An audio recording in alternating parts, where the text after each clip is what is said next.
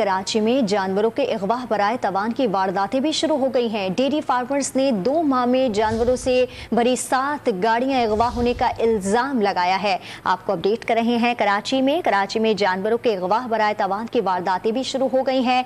Dairy farmers ने 2 माह में जानवरों से भरी 7 गाड़ियां अगवा होने का इल्जाम लगाया है। इस पर मजीद तफसीलात जानेंगे डॉन न्यूज के नुमाइंदे आसिम खान से। आसिम खान, ये मामला क्या है? अब शहरी तो लुट रहे थे, दूसरी जानिब हम ये भी देख रहे हैं कि अब जानवरों के अगवा बराए तवान की वारदातें भी शुरू हो गई हैं।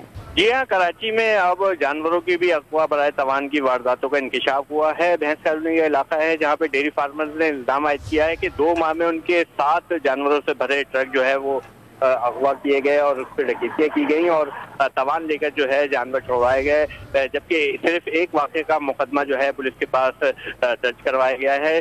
पुलिस का ये मौक़िफ़ है कि अब तक उन्हें सिर्फ एक शिकायत मौसूल हुई है जिसका मुकदमा दर्ज किया गया है और उसकी मुल्ज़िमान की तलाश के लिए जो है ऑपरेशन किया जा रहा है और इस वाक़यात की जो है तफ्तीश भी की जा रही है। जबकि डेयरी फार्मर्स ने जो है ये इल्ज़ाम आयद किया है कि 2 माह में 7 जानवरों से बड़ी गाड़ियां जो है वो अगवा की गई और फिर तावान लेकर उनको छोड़ दी।